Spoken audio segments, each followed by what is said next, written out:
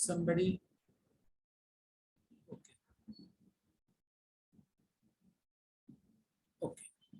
So 6 Astic Darshan, 6 Nastic Darshan. Astic Darshans are they believe in the Veda. Nastic, they don't believe in the Veda. Okay. So these are the Ved. Mainly there are 4 Ved. Rigved, Yajurveda, Samaveda आणि Atharvaveda. Okay, 4 वेद है. 4 वेद कौन से? Originally it was only 1 Veda, but then divided by Maharshi Vyas into 4 distinctions उन्होंने बना दिए उसके, है ना. Initially it was only 1 and then उन्होंने 4 बना के उनके 4 जो शिष्य थे, डिसाइपल्स, उनको 4 दिए. On what basis he has done? उन्होंने पोएट्री उसमें से अलग निकाली. उसमें से पोएट्री से ऋग्वेद बना. पोएट्री म्हणजे कवितेचा भाग त्याच्यात, ज्याच्यामध्ये काव्य आहे, जिसमें कविता है, वो पार्ट अलग किया और पहले मुनि को दिया और उनको ऋग्वेद बोला गया. फिर उन्होंने यजुर्वेद किया. यजुर्वेद के 2 पार्ट होते हैं, शुक्ल यजुर्वेद एंड कृष्ण यजुर्वेद. उन्होंने उसको वैशंपायन मुनि को दिया. प्रोज यानी की जो गद्य भाग आहे, तो गद्य आहे तो म्हणजे ज्याच्यामध्ये आपण स्क्रिप्ट सारखं लिहितो, सगळं ते धडा लिहितो, दॅट इज प्रोज. पोएट्री म्हणजे कविता. त्याच्यानंतर जो सॉन्ग पार्ट है, जो गीत पार्ट है, वो सामवेद उन्होंने जैमिनी ऋषि को दिया. एंड अथर्ववेद जो है वो सुमंत ऋषि को दिया. अथर्ववेद में क्या है? It's all discussion about practical topics. Okay, जो प्रैक्टिकल टॉपिक्स है जितने भी, मतलब निसर्गातले जे काही आहेत सगळे, मतलब जो हमारे नेचर में जो भी ऑब्जर्व होते हैं, sun, moon etcetera, everything it is discussing. Okay, so there is a big misconception. सबसे पहला एक बड़ा मिसकंसेप्शन है और दूर करना चाहता हूँ. वेद जो है ना, उसका मीनिंग है नॉलेज. वेद का मीनिंग है knowledge. And generally it is thought कि जैसे क्रिश्चियन लोगों का बाइबल है, मुस्लिम लोग का कुरान है, वैसे हिंदूज का वेद है. This is a misconception. It has Veda are there, are eternal. Veda जब भी ये पृथ्वी पे कोई भी रिलीजन नहीं था तब से वेद है. उसके बारे में मैं थोड़ा सा बताना चाहता हूँ. तो Veda are there even before the religion and Veda has got knowledge. There is nothing religious in the Veda. No Hindu, nothing. So वेदों में क्या क्या है? वेदों में पूरा नॉलेज है अबाउट एवरीथिंग. वेदों में पूरा नॉलेज है about the nature, how the nature works, how the elements of the nature work, sun, moon, etc., पर्जन्य, वायु, सबका डिस्क्रिप्शन उसमें है. Then it has got medicines, then it has got sociology, then it has got psychology, it has, you name the subject, it has got mathematics, calculus, arithmetic, everything is in the Ved. So you name it and Ved has it. So Ved has a complete knowledge. जितना भी knowledge आज है, whatever knowledge, there isn't any knowledge outside the Ved that we know. Let me tell you. And still there were, means Ved में बहुत बहुत deeper knowledge है. So it has got nothing to do religion, धर्माशी त्याचा काही संबंध नाही. संस्कृत मध्ये लिहिले त्यामुळे आपण त्यांना हिंदू धर्माशी रिलेट करतो. बट वेद म्हणजे प्युअर नॉलेज आहे, absolute knowledge that is there. And it is said that Veda जे आहे ना, ते बोलतात की वेद इज अ अपौरुषेय. अपौरुषेयचा मतलब है कि इसको किसी ने लिखा नहीं है. No human being has written this Vedas. So what is it? So it is said Vedas are told by the supreme power. ब्रह्मन जो है, सुप्रीम इटर्निटी जो है, the Brahman has told the Vedas to some enlightened rishis. उनको बताया गया. This is what is considered. कि Ved was told by the, I am not saying God, because when I say God, then it becomes religion. I am saying Brahman. Brahman is a supreme power that is governing the universe. Everything is governed by the Brahman. ऐसे वेद मानते हैं. So this all knowledge has been given by the Brahman.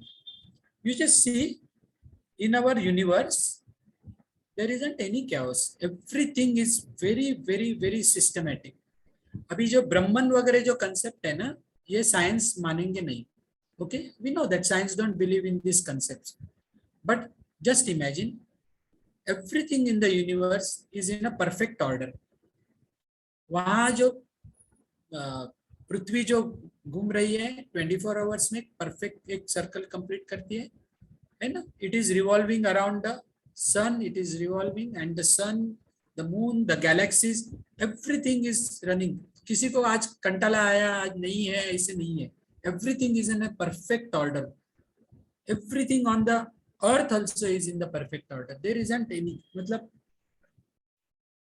Everything जो भी है सब order में है. There isn't any chaos. किसी की गड़बड़ नहीं है. हम तो रोज हमारा जगने का टाइम डिफरेंट है, लेकिन sunrise and sunset, moonrise, perfect जो है, low tide, high tide, everything is decided and it will happen in a perfect order. So when everything is in a perfect order, even the electrons to the micro level, the electrons which are revolving around the nucleus are also revolving with a complete spin, and every spin, it is not taking any rest.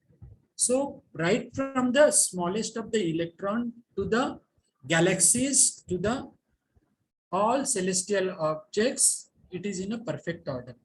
So why don't you believe that this is governed by some supreme power? So that is why Veda believe that it is, this order is being run by the Brahman. Okay, that is some supreme power is there. We'll come to that in due course. जैसे हम आगे सीखेंगे, so I will explain you more about this supreme power, what it is, everything we are going to know. It's very, very interesting, and believe it is in a perfect science. It is a perfect science. Okay, the science what we know or what we learn is a nascent science. Nascent science का मतलब है it has evolved only few 100 years, 300 years से, to be very precise, जब से Copernicus, Galileo ने science करना शुरू किया, साइंस में रुचि लेना और साइंस के लॉस, पृथ्वी के लॉस को समझना चालू किया, लॉस जैसे है, यूनिवर्स के लॉस समझना चालू किया, तब से साइंस डेवलप होना चालू गया और आगे आगे बढ़ के साइंस बढ़ते गए. But this knowledge, what ever they discovered, इन्होंने जो खोज निकाला, वो साइंस इज देयर. मीन्स अभी ध्यान से देखो, what is means by apaurusheya. This knowledge what Veda says is there. मतलब जो नेचर के जो लॉज है, जो वेद हमें बता रहे, they are always there. So definitely these laws were studied. These laws were studied. जो है इनका अभ्यास हमारे जो ऋषि मुनि है उन्होंने किया, अच्छे से किया. उन्होंने नेचर को समझ लिया, नेचर के लॉज को समझ लिया. Maybe they were the scientist of the old age. They discovered it maybe due to, maybe by the deeper meditation and contemplation. खूप ध्यानातनं, मेडिटेशन मधून त्याने हे सगळ्याची उत्तरं शोधली. Yes, and they wrote it down.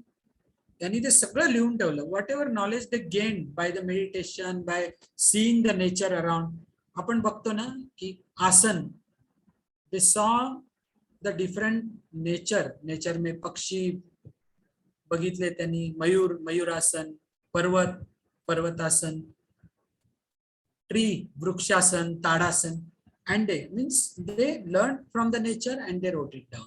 Okay, so like this the knowledge, and the beauty of it is that nobody know this Rishi Muni or anybody is claiming that it is written by me. See the humbleness, their humbleness, it is seen. आजकल के क्या है ना, ये मैंने किया, मेरा नाम इसमें है, this I have done, छोटी सी भी चीज की है तो उसमें हमारा पहला नाम। दिस नॉलेज कहाँ है? Knowledge is there, these are the laws of the nature, वो वहीं पे है। तो उसके ऊपर किसी ने अपना नाम नहीं डाला, और उन्होंने जो भी सीखा वो लिख के गए with a simple humbleness by saying it is by Brahman. Okay, तो ऐसे ये अपौरुषेय का मतलब ये भी है कि व्हाट दे लर्न, जो उन्होंने सीखा वो हमें आगे दे दिया। अभी ये जो परंपरा है ना, ये हिंदू मतलब कल्चर में जो आ गई, इंडियन कल्चर में, इंडियन फिलोसॉफी में, इवन हिंदू कल्चर में, आप देखा होगा कि मंदिर जो बनते हैं ना, 100 of years they are building the temples. एक एक मंदिर को इतनी ब्यूटीफुल कारीगरी करके 100-150 साल लगते हैं। Everything looks the same. Is it done? ऐसे कोई है कि एक ही है इसने किया, उसने किया, उसके नेक्स्ट जनरेशन, उसके लड़कों ने, उसके लड़के ने ऐसे किया। लेकिन ये मंदिरों पे किसी ने किसी का नाम नहीं लिखा कि ये मैंने करके रखा है, ये मैंने किया। It is a humbleness like this the knowledge. हम लोग अभी आज जाके उसके ऊपर हमारे नाम लिखते हैं, so much, so somebody loves some, ऐसे करके दिल वगैरह निकाल के खराब करते हो, that is a different thing, but they never put anything over there. So ऐसे ही ये ऋषि मुनि ने जो लॉज और जो नेचर के laws and they understood and they wrote down and they said it is by Brahman, because the nature is always there. Okay, so this is how the knowledge is there by Veda. Okay, and Ved, as I told you, it covers lot of topics: medicine, sociology, psychology, environment and weather, economics, mathematics, and many more. You will be surprised what is there in the Ved as you go on studying Ved. तो वेदों का जितना, और एक एक life, एक पूरा life में एक वेद का भी पूरा अभ्यास होगा नहीं, इतना डीप नॉलेज वेदों में है। Okay, so let us understand जो भी है। So let us be humble. हम थोड़ा सा जो भी सीखेंगे तो हमें उसका गर्व नहीं होना चाहिए, है ना। जो भी नॉलेज है वो knowledge is coming from the Brahman, ऐसे समझ के तो we have to go down. So next चलते हैं। वेदों में 4 सेक्शन होते हैं, this is just for your knowledge. एक को बोलते हैं संहिता, द फर्स्ट सेक्शन को बोलते हैं संहिता। इसमें knowledge of all natural elements, उसे उन्होंने नाम दिया है देवता, सूर्य, वरुण, कुबेर, ऐसे नाम दिए। And it is the knowledge, Samhita में नॉलेज होगा पूरी नेचुरल एलिमेंट्स का। देन आएगा ब्राह्मण। अब ये जो ब्राह्मण है ना, it has got nothing to do with the Brahmana. Okay, it is known as Brahmana. इसमें सब रिचुअल्स है, knowledge about explanation of all experiment. All this science is experimental science. जो एक्सपेरिमेंट करो, सीखो, एक्सपीरियंस करो एंड देन डू। सो कर्मकांड, कर्मकांड मतलब रिचुअल्स। उन्होंने जो भी एक्सपेरिमेंट्स किए, they have done lot of experiments. One of the experiments ऐसे है ना कि they learn the experiment of पर्जन्य, डूइंग सम यज्ञ, putting some herbs into it, and that smoke goes up into the sky and then invites, and then the rain starts. Okay, so this kind of experiments do. And what it is in today's science, don't we do the cloud seeding? हम लोग cloud seeding करते हैं ना, काले बादलों के ऊपर plane में से जाके then they spread and then वो करते हैं ना, बारिश गिराते एंड आर्टिफिशियल रेनफॉल करते हैं जब भी बारिश नहीं होती तो। Nothing, they did that. Okay, and this rituals are there into Vedas, and still there are scientific papers where you will find how this yajnas are done. Anyway, we will not go too deep into it. Then the third portion is aranyaka, that is also karma kanda, aranya. And then last one is the Upanishad. You must have heard Upanishad, Ved and Upanishad. So what is Upanishad? Upanishad is a Jnana Kanda, means knowledge taken from above 3. हर एक तीनों में से कुछ कुछ part निकाल के separate करके as per the classification, and there are many Upanishad. At present there are more than 350 Upanishad, but main are 108, and out of that 10 main Upanishads are there. Okay, we are not going to talk about the Upanishad. So this was just I was telling. जैसे आपने कुछ नाम सुने होंगे, ईशावास्य, केनोपनिषद, कठोपनिषद, मुंडक उपनिषद, मांडुक्य उपनिषद, प्रश्नोपनिषद, है ना, बृहदारण्यक उपनिषद, आपने सुना होगा शायद नाम। तो छांदोग्य उपनिषद, ऐसे 10 उपनिषद, श्वेताश्वतर, ऐसे 10-11 Upanishad are main Upanishad. Okay, that is a knowledge taken from Samhita, Brahmana, Aranyaka से कुछ निकाल के पार्ट उसमें उपनिषद में ना। Upanishad are the treasure troves of the knowledge. Okay, then there are 4 ashrams in life उन्होंने किया है। क्या आश्रम है वो 4? ब्रह्मचर्य आश्रम, मतलब बचपन में गुरु के पास जाके गुरुकुल में रह के ब्रह्मचर्य आश्रम में शिक्षा लेना। नेक्स्ट इज गृहस्थ आश्रम, वापस आके शादी वगैरह करके गृहस्थ आश्रम करना। After certain age Vanaprastha ashram, go to the jungles peacefully, and then finally go to the sannyas ashram. Okay, these are the 4 ashrams in the life. So this is about Indian philosophy. I wanted to tell you a little about Indian philosophy. Okay, now coming back to our topic of Pancha Mahabhuta. So from how and where these Pancha Mahabhutas have come, so let us see. Initially in the olden, मतलब जब ये आदि मानव था, तो he used to see different, बहुत nature के different Rudra अवतार उन्होंने देखे। मतलब he was dependent on nature. Nature used to give him food, shelter, everything. But at the same time, कभी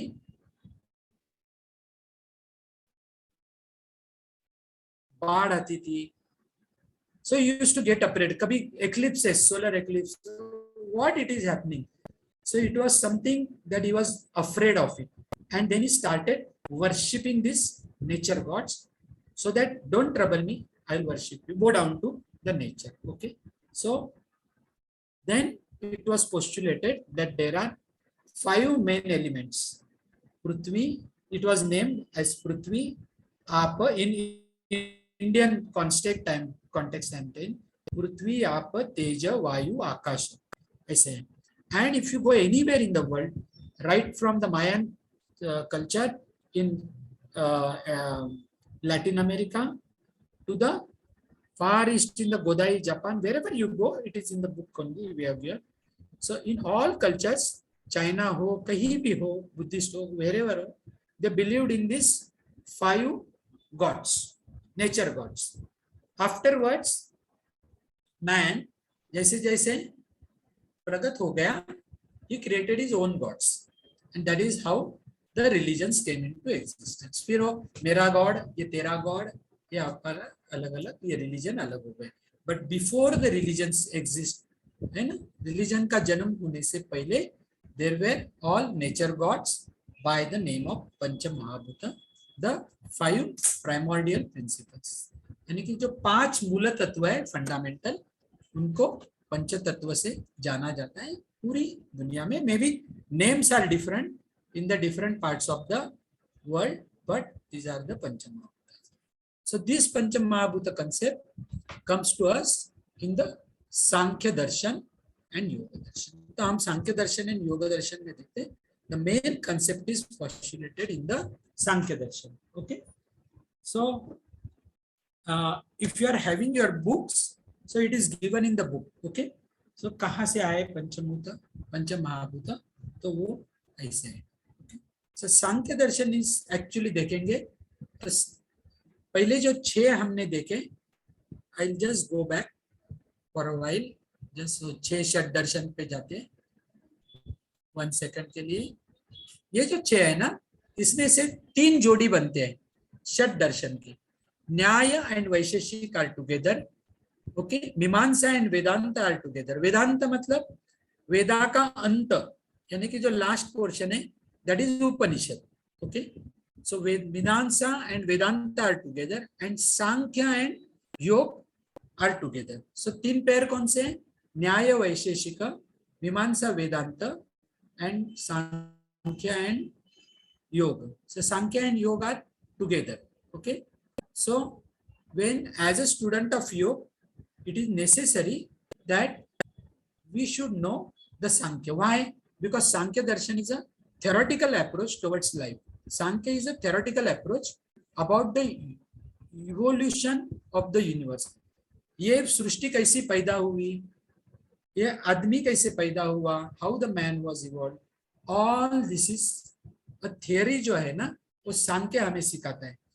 एंड योग is a purely practical approach है ना। योगा में तो हम प्रैक्टिकली करते हैं ना, प्राणायाम, आसन सब करते हैं, ध्यान, समाधि, it's all practical. So the complete practical approach to the is the yoga. And theoretical approach मतलब एक थियरी है, एक प्रैक्टिकल होता है ना स्कूल में, theory and practical. So theory है सांख्य दर्शन, सो हमें सांख्य भी थोड़ा सीखना चाहिए and then come to the yoga darshan. Okay, जब भी कभी मौका मिले तो सांख्य और भी समझाएंगे। Okay, so this is a practical approach and this is Yoga darshan is, remember this is the pioneer of Indian psychology. So पूरा साइकोलॉजी का कंप्लीट पायोनियर मतलब एंशिएंट, पूरी ह्यूमन साइकोलॉजी जो है की is a by Yoga, but will not touch this now, we are into Sankhya darshan. Okay, so Sankhya gives us the theory of the towards evolution of the universe. Okay, so this is Kapil Muni, he tells us everything about the evolution of earth, universe। ये universe यानी कि ये कैसे पैदा हुआ, ये विश्व कैसे पैदा हुआ।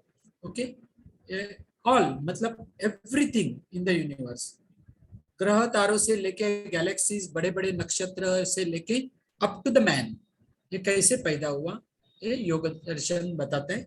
And as I told you, sorry Sankhya दर्शन बताते हैं, and Yoga darshan as I told you gives you the practical approach coming to the man. Okay, Yoga doesn't speak about the universe but speaks about the man and its evolution, और आदमी का evolution होके how to go to the liberation and Kaivalya and all this is the part of Yoga. But हम लोग योग में हमारा जो शिक्षा है it is related up to the health benefits and all, but let us not discuss, we are coming to the Sankhya Darshan for the evolution of the universe। Universe कैसे पैदा हुआ ये हमें सांख्य सिखाता है। तो these are the 5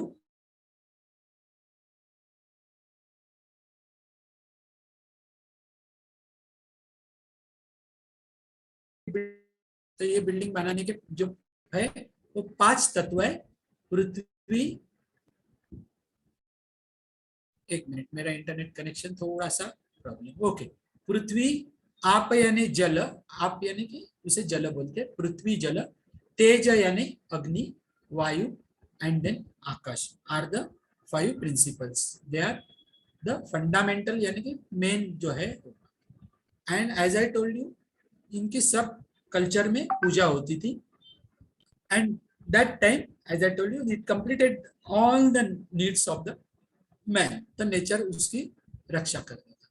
अभी पंच महाभूत हमारे लाइफ में कैसे आता है, so without knowing much the panch mahabhuta is in our life. आपने देखा होगा कि जब भी फीवर आती है तो हम क्या करते हैं, फीवर को कंट्रोल करने के लिए पट्टी रखते हैं ना ठंडे पानी की कप, ये कपाल के ऊपर, मीन्स फीवर इज व्हाट, अग्नि तत्व, और ये पानी रखते हैं ठंडा, वो क्या है, जल तत्व। So we are controlling the fever, अग्नि तत्व जो बढ़ जाता है उसको कंट्रोल करने के लिए जल तत्व यूज करते हैं, है ना। और क्या होता है जब भी फीवर आता है, so we lose the appetite, भूख नहीं लगती है ना, बिल्कुल ऐसे लगता है कि जब भी बीमार है तो खाने के ऊपर से मन उड़ जाता है ना, टेस्ट निकल जाता है, नहीं खाना है। सो that is a bodies reaction. तो क्या है, लॉस ऑफ एपेटाइट यानी कि पृथ्वी तत्व को दूर करता है। नो टेस्ट है मुंह को, यानी कि जल तत्व नहीं चाहिए। Why, because it is diverting all energy to fight against the fever. The body is diverting all energy which is wasted for the digestion and all is. Taste नहीं है तो खाना खाएंगे नहीं, एपेटाइट नहीं है, फिर भी बोलते हैं ना लोग थोड़ा कुछ खा ले जबरदस्ती, बीमार है तो थोड़ा एनर्जी के लिए खा ले, तो एनर्जी वगैरह कुछ नहीं, आगे सीखेंगे हम पूरे साल में। Okay, so that is again panch mahabhuta, how we are using in our daily life. But keeping it aside little bit हम लोग आगे जाते हैं एंड इवोल्यूशन के ऊपर ध्यान देते हैं, how evolution takes place, that will see. So Sankhya ने क्या किया कि स्टार्ट करने के लिए it has considered 2 primordial principles. अभी प्राइमोर्डियल यानी कि क्या, कि सांख्य ने ऐसे बोला कपिल मुनि ने कि देयर आर 2 एंटिटीज, यानी कि 2 ऐसे तत्व है जिन्हें बोले जाएंगे मूल तत्व, जो 2 मूल तत्व है। तो कौन से मूल तत्व है? तो उन्होंने बोला कि एक मूल तत्व है, इसी को बोलते हैं, ये मूल तत्व को पुरुष। ओके, अभी हम लोग क्या समझते हैं, पुरुष यानी कि male, but it is not purush. पुरुष यानी कि मेल नहीं है। Okay, don't misunderstand it as कि मेल, मेल नहीं है उसका। If you read into the book, the Sanskrit में उसका मीनिंग होता है पुरी क्षेते। पुरी यानी कि बॉडी, क्षेते यानी कि the one who slips into the body. पुरी क्षेते इति पुरुषः, ऐसे संस्कृत में बोला गया। पुरी यानी कि बॉडी, बॉडी में the one who slips inside the body is known as Purusha. Who sleeps in my body? We'll see that आगे चल के हम देखेंगे, बट अभी इतना ही ध्यान में ले लो कि पुरुष इज नॉट द मेल, यानी कि पुरुष यानी कि कोई मर्द नहीं है, it is only an entity. And पुरुष इसलिए बोला है कि पुरी क्षेते इति somebody, someone that is staying inside me.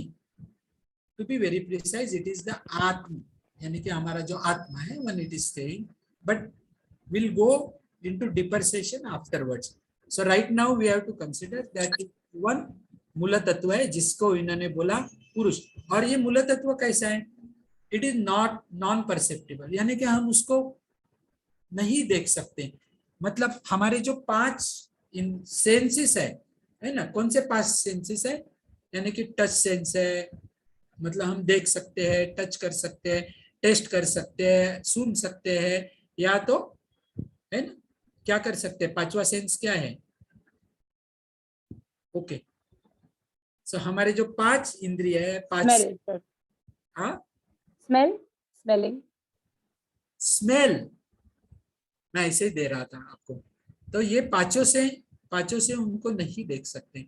It is not परसेंटेबल, not डिस्क्राइबेबल, हम उसका वर्णन भी नहीं कर सकते, क्योंकि हम उसे देख ही नहीं सकते, तो उसका वर्णन भी नहीं हो सकता। और वो कैसे है? इट इज नॉट प्रोड्यूसिंग, वो कुछ तैयार नहीं करता, कुछ नहीं करता। It is totally inactive, inactive यानी कि वो कुछ भी नहीं करता। इट इज स्टैटिक, यानी कि पुरुष कैसे है कि वो कुछ इनएक्टिव है, कुछ नहीं। इट इज ओनली विटनेसिंग, वो सिर्फ देखता है। इट इज ओनली विटनेसिंग, जो भी हो रहा है वो खाली विटनेस कर रहा है, यानी कि कुछ सिर्फ देखता है। बट उसको क्या है?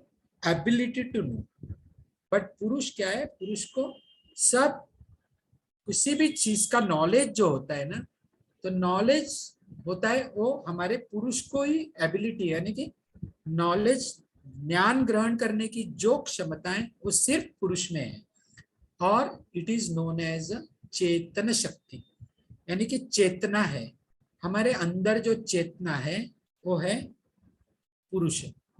अभी इसको चेतना कैसे समझेंगे? अगर ये पुरुष, मैंने जैसे बोला ना कि पुरी क्षेत्र इति पुरुष, मतलब जो हमारे बॉडी में रहता है, one who slips inside the body, once he goes outside the body, यानी कि चेतन शक्ति अगर निकल जाए, देन वी बिकम अचेतन। अचेतन समझते हैं ना? अचेतन यानी कि डेड। तो ये पुरुष जो है, it is giving us the chetna, यानी कि हमारी पूरी बॉडी जो है ना, यानी कि डेड बॉडी जो है ना, जो मरा हुआ आदमी, उसको सब है, उसको सब हाथ है, पाव है, आंख है, कान है ना, everything is there. But if there is no chetna, if it is achetan, can he do anything? Nothing. He can sense, he can talk, he can smell only when the Purusha is there. Okay, he will become only when the Chetana is there. So Purush itna important hai, though it is not doing anything, but it is the only principle, that is the Chetan Shakti. All other are Achetan. Okay, आगे चल के दूसरा principal क्या है? मैंने ऊपर लिखा है ना, 2 प्राइमोर्डियल प्रिंसिपल, जो 2 मूल तत्व में एक हमने पुरुष जान लिया। This is very important to know right from the beginning, then we will understand the concept of Panchamabhuta very easily. Then the next principle is Prakriti. अभी प्रकृति को कुछ माझी प्रकृति कशी आहे काय याचा काय संबंध आहे.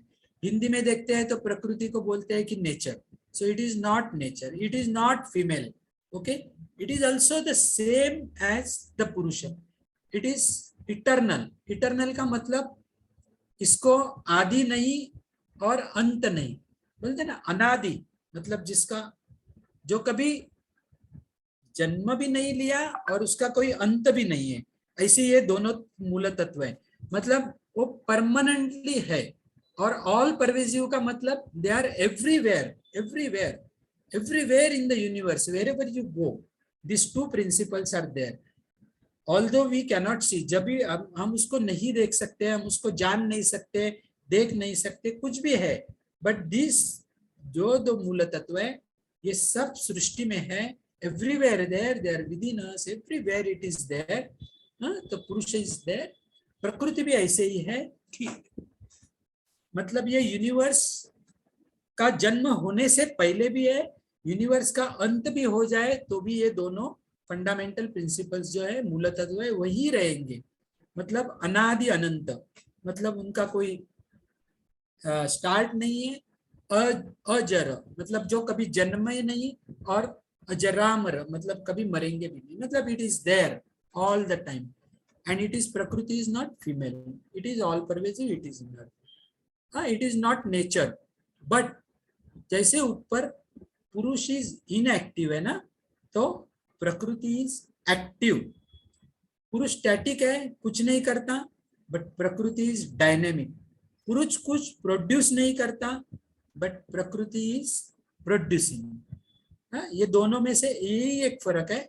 Although they are non describable everything, but prakriti is producing, मतलब प्रकृति प्रोड्यूस करती है. एंड प्रकृति में क्या है, त्रिगुण.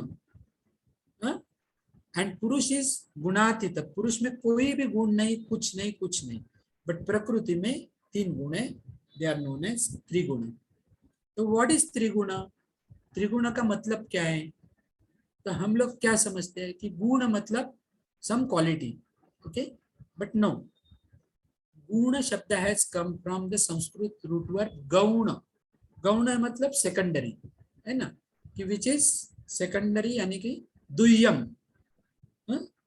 तो ये जो तीन गुण है ना, ये कोई क्वालिटी नहीं है, बट दे आर दुय्यम. अभी दुय्यम यानी कि सेकेंडरी टू हुम? टू प्रकृति. बिकॉज प्रकृति को सांख्य दर्शन में दूसरा नाम है, उसे बोलते हैं प्रधान.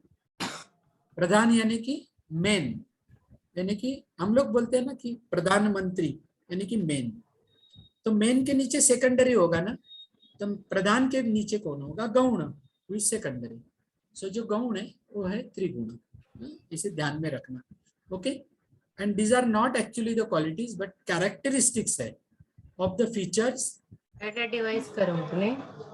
यस, है already. anybody wants to know? मैं दिखा रहा है किधर. Hello. Okay, please mute yourself. So they are characteristics या features है हमारे नेचर के या पर्सनैलिटी के. These are the features, इतना ध्यान में रखना है. Okay, so these are the features. आगे चल के देखते हैं what is त्रिगुण. So प्रकृति is producing. So प्रकृति जन्म देती है पूरे विश्व को. एंटायर यूनिवर्स, पूरा विश्व प्रकृति से जन्मा हुआ है. सो नेचुरली प्रकृति में त्रिगुण है, तो पूरे विश्व में जो भी चीजें है, everything has trigun. Okay, as it is produced by the prakriti. So everything, आप में, मुझ में, आप में, किसी में भी, इसमें कोई भी चीज ले लो, उसमें ये त्रिगुण रहेंगे. Okay, that is a fundamental thing. Everything has त्रिगुण. आगे चल के हम लोग ये त्रिगुण का और भी देखेंगे कि क्या है. so you know what is त्रिगुण. त्रिगुण आर सत्व गुण, रजस गुण एंड तमो. ये तीनों गुण हम में से हर एक में होते हैं. ओके, एवरी चीज.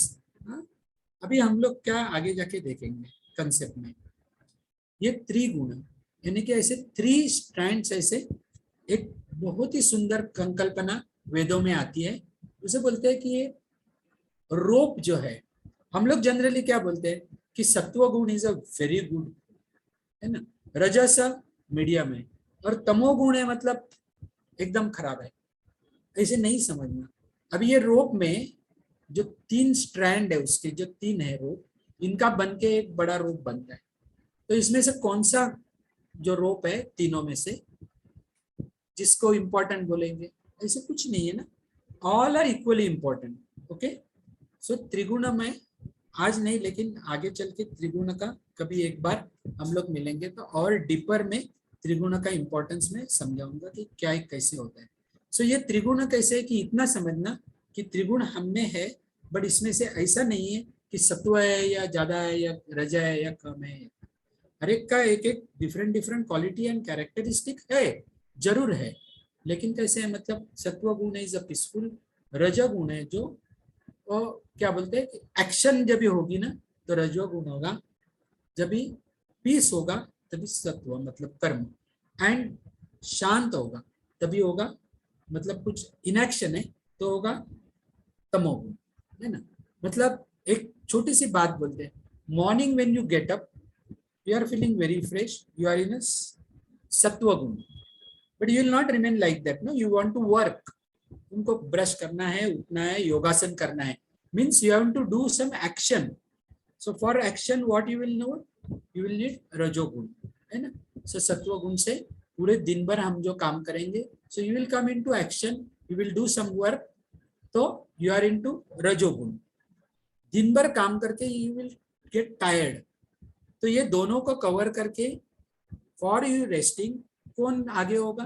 तमोगुण। So when the tamoguna takes over you will feel tired and you will sleep. This is simple definition. तो तीनों में से तीनों चाहिए।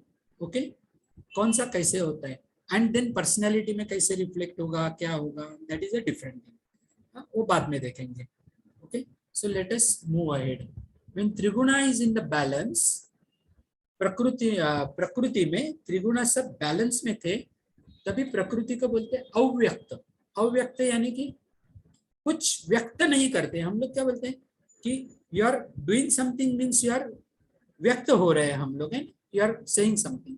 सो when it is in a balance state, so prakriti is called into the avyakt state.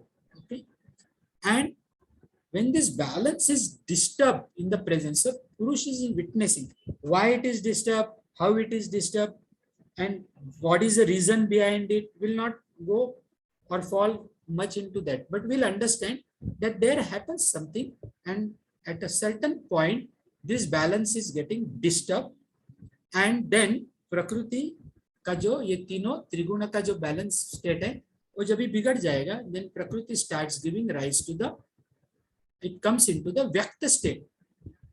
व्यक्त state यानी कि it starts producing what it produce, it starts producing giving rise to different evolutes or the elements, मतलब और principles को प्रकृति से जन्म होता है। सो कैसे होता है जन्म वो देखेंगे। when balance of triguna is disturbed, प्रकृति gives rise to the gives rise to 23 evolutes, यानी कि ध्यान में रखो, it's very simple to understand, ऐसे कुछ नहीं।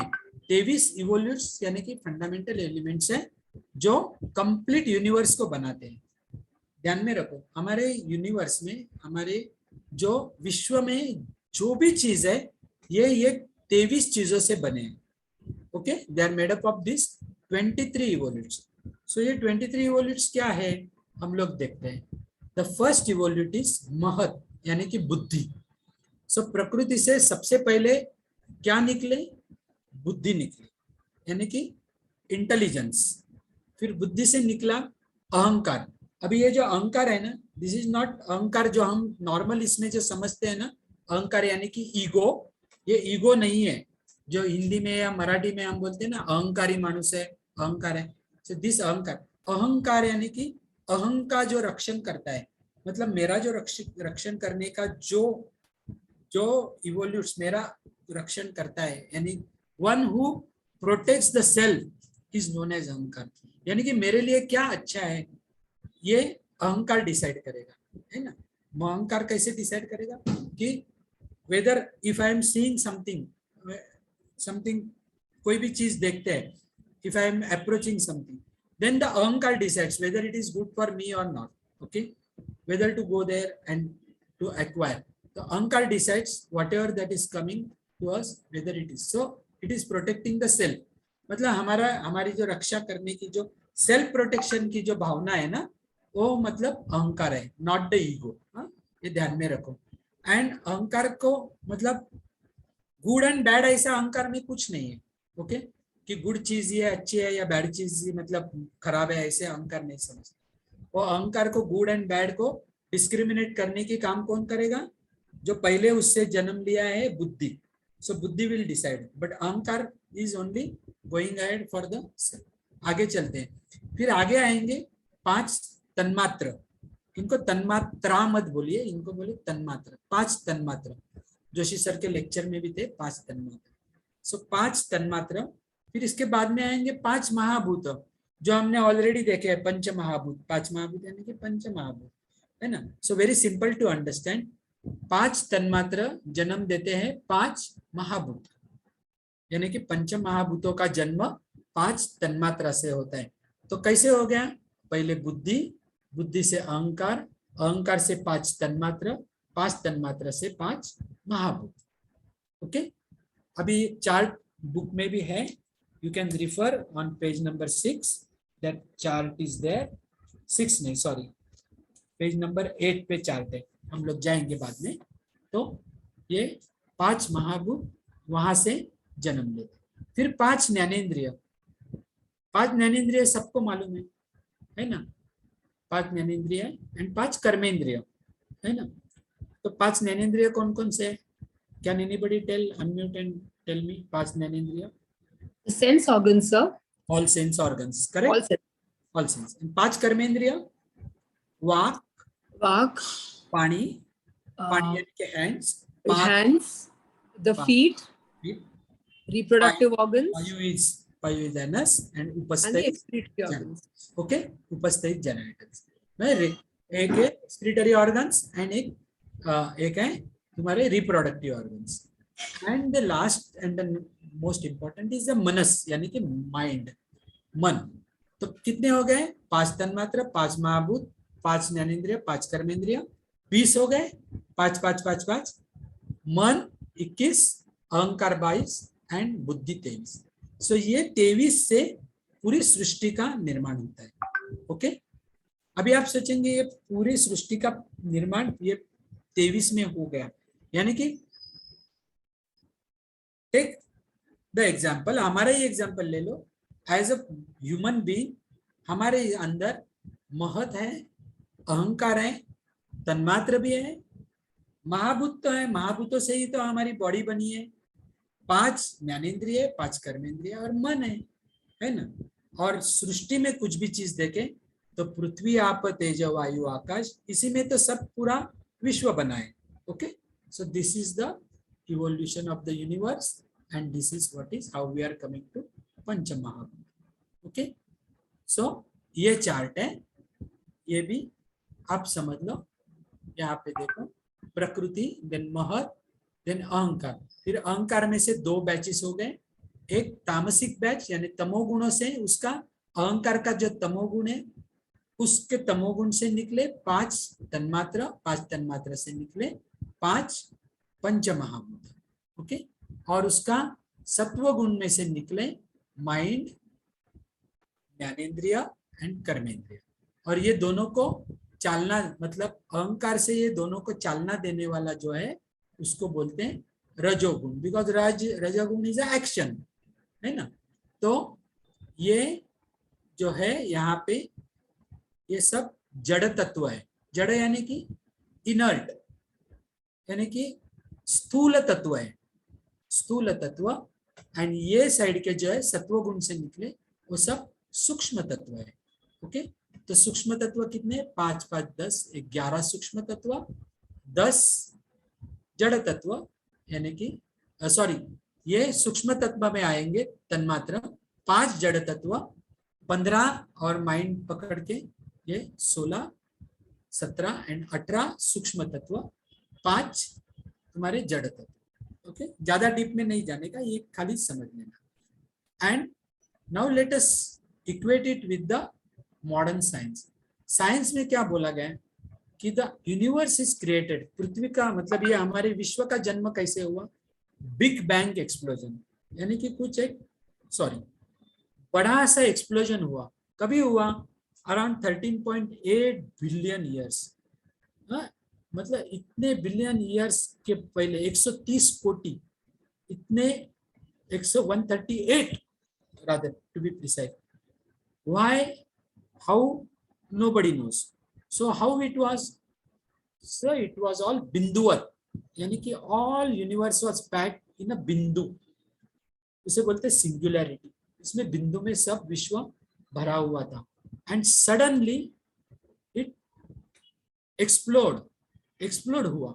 जैसे ही एक्सप्लोड हुआ पूरा विश्व की निर्मित हो गई, यानी कि everything came out of it, even you me everything was there.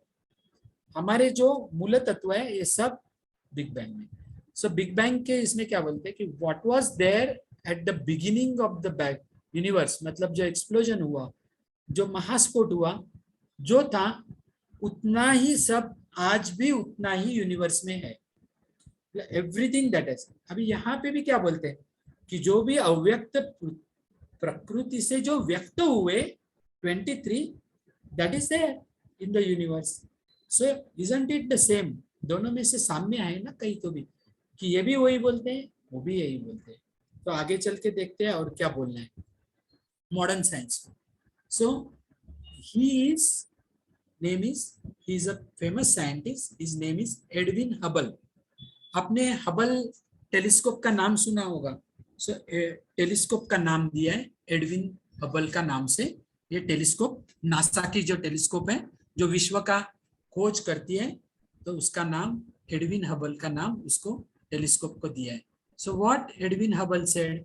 Edwin Hubble said, इन्होंने क्या बोला हबल ने, कि जो यूनिवर्स है इज एवर एक्सपांडिंग, यानी कि ये यूनिवर्स है वो प्रसरणशील है। इट इज कंटिन्यूअसली प्रसरण हो रहा है ये, और मतलब पहले जो बिंदु में था और आज भी वो और भी फैलते जा रहा है। कितना फैलेगा किसको मालूम नहीं। It is going on expanding expanding expanding expanding, मतलब every galaxy everything is going with a tremendous speed away from each other, है ना। मतलब it is going away away away and universe is expanding. अभी 138 crore of years हो गए, it is still expanding, है ना। तो यहाँ भी ऐसे ही बोलते हैं कि यूनिवर्स पूरा फैला हुआ है, बट इसमें जो भी मैटर है जितना भी है वो कितना है, जितना वो बिंदु में था, है ना। मतलब जितना उसमें था उतना है। और आगे चल के साइंटिस्ट ने क्या कंसीव किया है कि ये सब जब भी ये एक्सपांशन स्टॉप हो जाएगा, इट विल स्टार्ट कोलैप्सिंग, मतलब वो अगेन वापस आएगा, and then again it will go into that small singularity. Exactly the same is said into our Veda scriptures. उसे उन्होंने नाम क्या दिया? प्रलय। प्रलय नाम आपने सुना। It says that when the universe complete होगा, then again the universe will come together, everything will collapse, सब एक साथ होगा, and they will go and merge into प्रकृति। तभी प्रकृति कैसी होगी? जो व्यक्त स्टेट में हो वो अव्यक्त स्टेट में जाएगी। फिर वो प्रकृति वापस कभी जब इम्बैलेंस होगा त्रिगुणा में, again it will give rise to another universe. Isn't it interesting? है ना, थोड़ा इंटरेस्टिंग है ना। तो वैसे मॉडर्न साइंस एंड ये साइंस हमारी समझने में आसान हो जाएगा। फिर सांख्य में उन्होंने और एक बोला है, यस थोड़ा सा ये लेक्चर आगे गया तो चलेगा ना, यू डोंट माइंड ना? और थक गए आप सब? I am just asking, otherwise it is exactly 9 o'clock, we can stop here. Hello, just let me know, otherwise ऐसे नहीं हो कि मैं ही खाली बोलते जा रहा। Yes sir.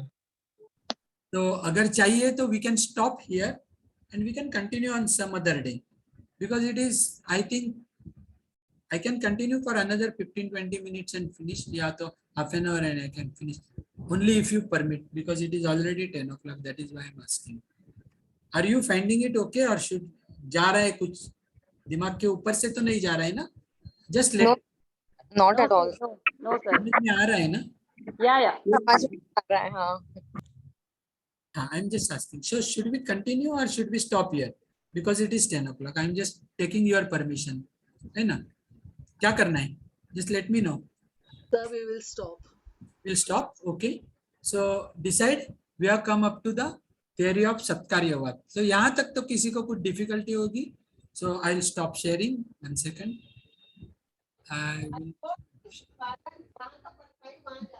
So I have stopped sharing. So यहाँ तक किसी को कुछ समझ में नहीं आया 1 घंटे में तो समझ, because this topic needs to be elaborated. अगर जल्दी जल्दी में खड़ी गर्दी में मैं अगर खत्म करूँ ना तो वापस आपको समझेगा नहीं, है ना?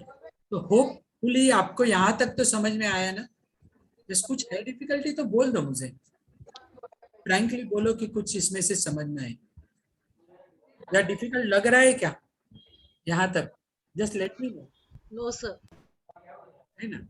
It is very easy to understand कि how this universe has come into existence and how the Pancha Mahabhuta have come into existence.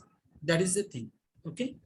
So इसके बाद में हम क्या करेंगे, हम समझ लेंगे what is सत्कार्यवाद, वो क्या बोलते हैं सांख्य उसमें. फिर हम समझ लेंगे कि जो हम तन्मात्र की बात कर रहे थे, what is तन्मात्र, वो समझ लेंगे. फिर हम लोग जाएंगे कि पंच महाभूता का कंसेप्ट क्या है. फिर पंच महाभूता, what is the importance of punch महाभूता in our life. हमें क्या उसका फायदा है, हमारे लाइफ में पंच महाभूता कैसे किस काम आते हैं. फिर हमारे थेरेपी जो हम सीख रहे हैं उसमें पंच महाभूतों का क्या काम है. फिर हम लोग थोड़ा देखेंगे कि आयुर्वेदा में कैसे उसको इंटीग्रेट किया है. And then will complete this topic of panch mahabhuta. Okay. So I think यहाँ तक किसी को कुछ प्रॉब्लम है तो बोल दो. एंड सर एक छोटा सा क्वेश्चन है सर. छोटा क्यों, पूछो ना कितना भी.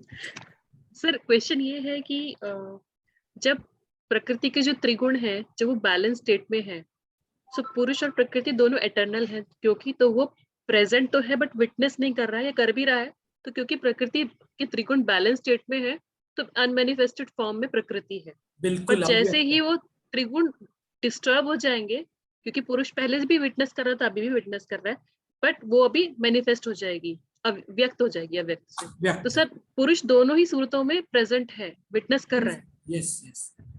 ओके सर, यही पूछना था सर. हाँ, अभी ये जो विटनेसिंग का कंसेप्ट है ना वो हम लोग आगे लेंगे. इट्स इंटरेस्टिंग बिकॉज क्या होता है ना, बहुत से कंसेप्ट है ना, if they are not simplified ना लोगों को समझते नहीं. अभी मैं ऐसे बोलो व्यक्त प्रकृति अव्यक्त प्रकृति, किसी को कुछ समझेगा नहीं, है ना. और पंच महाभूत कहाँ से आ गए, क्या है तन्मात्र, क्या है त्रिगुण, क्या है व्हाट इज त्रिगुण, because it's a concept they have taken. त्रिगुण का कंसेप्ट और भी आगे जाके सिंप्लीफाई कर सकते हैं, but I will write it on that and then you will understand. वो भी करना है. ओके. सो त्रिगुण इज इन एवरीबडी. जैसे मैंने समझाया ना कि ऐसे नहीं है कि सत्व रजत all are equally important and all required. आपको तीनों की जरूरत है ना. एक ही एक काम, मतलब सत्व यानी कि सत्व से unless until you are into action, सत्व में कुछ नहीं होगा, है ना. Unless you come into action you cannot work. And when the action is completed, if the tamogun doesn't take over the both, you cannot take the rest. And when you cannot take a proper rest, you cannot come into sattvagun, है ना. तो तीनों का importance है ना. तो तीनों का इंपॉर्टेंस है. ऐसे नहीं है कि ये नहीं है मुझे ये नहीं चाहिए. ओके. फिर वो पर्सनैलिटी का जब भी हम लोग सोचेंगे तो व्हाट टाइप ऑफ पर्सनैलिटी, फिर रजस पर्सनैलिटी, सात्विक पर्सनैलिटी, तामसी का personality, that concept little bit अलग से है. बट ये रखना कि तीनों जरूरत क्यों है उसमें. Okay. So that is why it is required to understand. Okay. कोणाला अजून नाही समजलं किंवा किसी को नहीं समझा हो यहाँ तक तो प्लीज पूछ लो. फिर हम लोग next lecture, let you people decide when you want to continue. कल नहीं होगा क्योंकि कल क्लास है हमारा शाम का, क्लासेस 8:30 को खत्म होगा, तो 9 o'clock will not be possible. So Saturday Sunday नहीं करते, मंडे को करते। Monday will proceed. By the time किसको किसको बुक्स मिले हैं और किसको नहीं मिले अभी तक? कुरियर पहुंचते हैं क्या लोगों को? पहुंच रहे यस हैं? सर, सर दिल्ली भी पहुंच गया। Yes, sir, मिला. मिले ना? Yes sir, thank you so mill much. जाएंगे। तो यू स्टार्ट रीडिंग दिस, तो बाय द टाइम मंडे तक आप कुछ ना कुछ उसमें से थोड़ा समझने की कोशिश करो। You try to read from it, then you will have more questions, you can ask more questions and I will try to answer as best as possible. तो आपको और भी कुछ समझाने का है जो भी है, देन आई विल से, है ना? मनीषा भाई, मनीषा कातुरे कुठे आहे? समजलं सर, थँक्यू काय सर, समजलं का थँक्यू. काय? आलं का? हो हो सर, समजलं सर, समजलं. नक्की नक्की सर, खूपच छान.